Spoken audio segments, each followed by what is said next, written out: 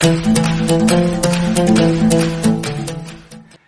हिंद दोस्तों, मेरा नाम है वेदश्री त्रिवेदी और हम लोग इस समय पढ़ रहे हैं फाइनेंशियल अकाउंटिंग। इसमें जो हमारा चैप्टर चल रहा है वह है रॉयल्टीज अकाउंट, अर्थात अधिकार शुल्क खाते। क्या होता है अधिकार शुल्क, क्यों दिया जाता है, किसके द्वारा दिया जाता है, किसको मिलता है, क्या इसका बेसिक कॉन्सेप्ट होता है, फिर इसका कैलकुलेशन कैसे किया जाता है, कितने इसके पक्षकार होते हैं, टेबल कैसे बनाई जाती है और कैसे इसके क्वेश्चन सॉल्व किए जाते हैं, मिनिमम रेंट अकाउंट कैसे किया जाता है, जर्नल एंट्रीज कैसे की जाती हैं, सब कुछ बहुत डिटेल में मैं पिछले 8 वीडियो में आपको बता चुका हूँ।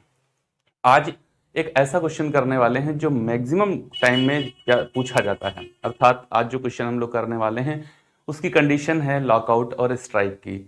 जब कभी भी व्यवसायिक चक्कर में फंस करके व्यवसाय में हड़ताल हो जाती है या फिर तालाबंदी हो जाती है, तो आज तो हम लोग हड़ताल वाला क्वेश्चन देखने वाले हैं, स्ट्राइक वाला, लॉकआउट इसके बाद में हम देखेंगे। तो उस कंडीशन में मिनिमम रेंट पर क्या प्रभाव पड़ता है, ध्यान रखिएगा। ऐसी कंडीशंस में सिर्फ और सिर्फ जो इफेक्ट पड़ता है वो होता है मिनिमम रेंट पर। तो आज का क्वेश्चन बहुत अच्छा है, बने रहिए हमारे साथ, आपको चीज़ें बहुत ही डिटेल में समझ में आएंगी, बहुत ही आसानी के साथ में, बिल्कुल एकदम बेहद सतही कॉन्सेप्ट के साथ में मैं आपको चीज़ें समझाने का अपना प्रयास करता हूँ। हमेशा वही प्रयास मेरा रहेगा आज भी, और यह कितना सार्थक होता है ये बताने की जिम्मेदारी है आपकी। तो तुरंत जाइएगा कमेंट बॉक्स में और बताइएगा कि आपको हमारा पढ़ाने का तरीका कैसा लगा और ये वीडियो आपको वाकई समझ में आया या फिर नहीं आया। कमेंट बॉक्स में अपनी फीडबैक हमको जरूर दीजिएगा। साथ ही साथ मैं आपको बता दूं, हमारे YouTube channel commerce with Vedashira पर आपको financial accounting, financial management, corporate accounting, income tax, management accounting, cash flow statement, fund flow statement, ratio analysis और ब्रेक इवन पॉइंट से रिलेटेड वीडियोस की कंप्लीट प्लेलिस्ट आपको डिस्क्रिप्शन बॉक्स में दी है। यदि आप जरूरी समझते हैं तो डिस्क्रिप्शन बॉक्स में जाइए, प्लेलिस्ट पर क्लिक करिए और उन वीडियोस को आप देख लीजिएगा। अगर आप चाहें तो उनको अपने साथी, सहयोगी और सहपाठियों के साथ में भी साझा कर सकते हैं। तो चलिए बिना किसी विलंब के स्टार्ट करते हैं आज का अपना ये सेशन, जिसमें हम लोग को देखना है हड़ताल के लिए क्वेश्चन। असम कोल कंपनी के पास 10 वर्षों के लिए कोयले की खानों का पट्टा है। पट्टे के अनुसार कंपनी को 75 पैसे प्रति टन की दर से अधिकार शुल्क 15,000 रुपये वार्षिक न्यूनतम किराए के साथ देना है। लघुकार राशि को केवल अगले 2 वर्षों की उस अधिकार शुल्क से जो न्यूनतम किराए से अधिक है वसूल किया जा सकता है। हड़ताल के वर्ष में न्यूनतम किराए को 50% तक कम कर दिया जाएगा। 6 वर्षों का अधिकार शुल्क तथा उत्पादन निम्न प्रकार है। The Assam Coal Company holds a lease of a coal mine for a period of the 10 years. According to the lessee, the company is to pay 75 paise as royalty per ton, with a minimum rent of rupees 15,000 per year. Short working can be recouped out of the royalty in excess of the minimum rent of the next 2 years only. In the years of a strike, the minimum rent is to be reduced to 50%. The royalty and output for 6 years have been as under. तो question आपने देख ही लिया है किस तरीके से question में information दी गई है। तो हम लोग बनाएंगे एक एनालिटिकल टेबल जो कि बन चुकी है हमारे सामने। क्वेश्चन के अंदर इंफॉर्मेशन देखो, ईयर्स दिए थे, मैंने नोट कर लिए, 1 2 3 4 5 6 6 वर्षों की टेबल है। रॉयल्टी हम आउटपुट हमको दिया था 10,000, 12,000, 28,000, 25,000, 50,000 और 15,000। चूंकि हमको रॉयल्टी भी कैलकुलेटेड यहाँ पर दी थी तो मैंने साथ ही साथ उसको नोट आउट ही कर लिया है। 75 पैसे पर टन के हिसाब से 10,000 पे 7.5, 12,000 पे 9,000, 28,000 पे 21,000, 25,000 पे 18,750, 50,000 पे 37,500 और 15,000 पे 11,250 रुपए की हमारी रॉयल्टी बनेगी। अब क्वेश्चन में कंडीशन क्या थी, एक तो हुआ है, सबसे पहले हमको ध्यान देना है कि क्वेश्चन के अंदर हुआ है स्ट्राइक हुआ है, तो हमको ये देखना चाहिए कि आखिर स्ट्राइक हुआ कब है। तो स्ट्राइक जो हुआ है हमारा वो हुआ है यहाँ पर इस लास्ट वाले ईयर में। कहा हुआ है, लास्ट वाले ईयर में। हमारा जो लास्ट वाला ईयर है यहां पर स्ट्राइक हुआ है। ये वाला वर्ष जो छठा वर्ष है हमारा, यहां पर स्ट्राइक हुआ है। 15,000 रुपए महीने का मिनिमम रेंट है, लेकिन क्वेश्चन में कहा गया है अगर किसी वर्ष स्ट्राइक हो जाएगा तो उस वर्ष का मिनिमम रेंट 50% तक कम कर दिया जाएगा। तो देखिए मिनिमम रेंट कितना है, 15,000 है, सभी वर्ष 15,000 रहेगा, बिल्कुल सभी वर्ष में 15,000 रहेगा।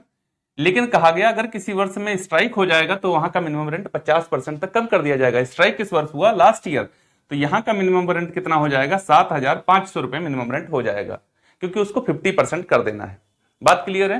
50% कैसे, देखो 15,000 का हमारा मिनिमम रेंट था, इसका 50/100 तो बराबर कितना आ जाएगा, 7,500, इतना कर देना है, कर दिया। अब उसके बाद में क्या करना है, फिर पूरी टेबल बनानी है। चलो शॉर्ट वर्किंग सरप्लस कैलकुलेट करो। यहां पर आपके पास में शॉर्ट वर्किंग है कितनी, 7,500। यहां पर आपके पास में शॉर्ट वर्किंग है कितनी, 6,000। यहां पर आपके पास सरप्लस है कितना, 6,000।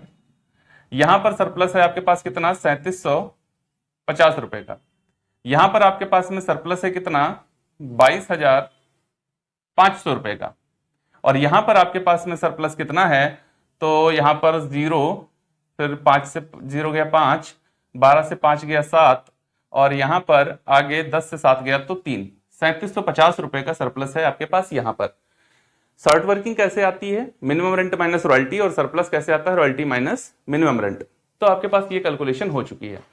अब शर्त के अकॉर्डिंग कहा गया है कि शॉर्ट वर्किंग को अगले 2 वर्षों तक ही वसूल किया जा सकता है। शर्त में क्या कहा गया है, शॉर्ट वर्किंग, ये शर्त बहुत इंपॉर्टेंट होती है, को अगले 2 वर्षों के लाभ से वसूल किया जा सकता है।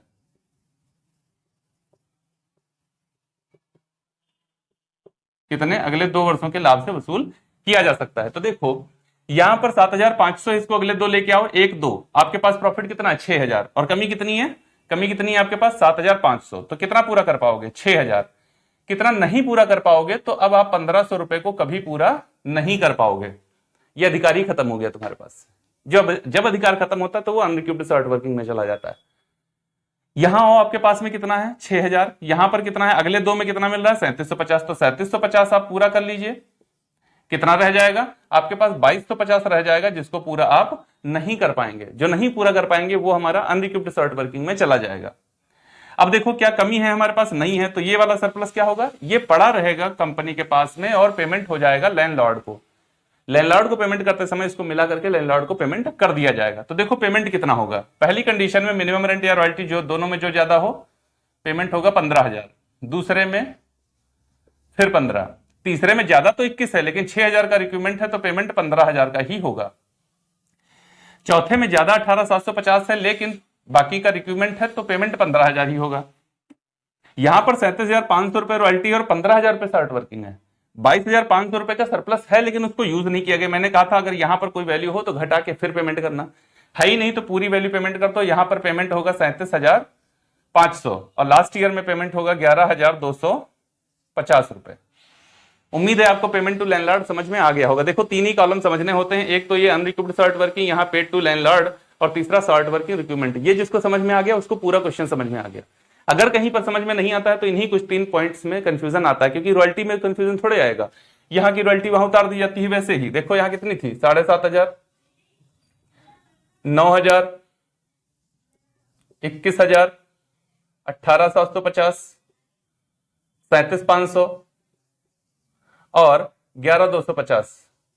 तो यहां प्रॉब्लम थोड़े आएगी, यहां का आएगी प्रॉब्लम। यहां तो सब कुछ सिंपल है, एकदम समझ में आ रहा होगा, क्लियर है।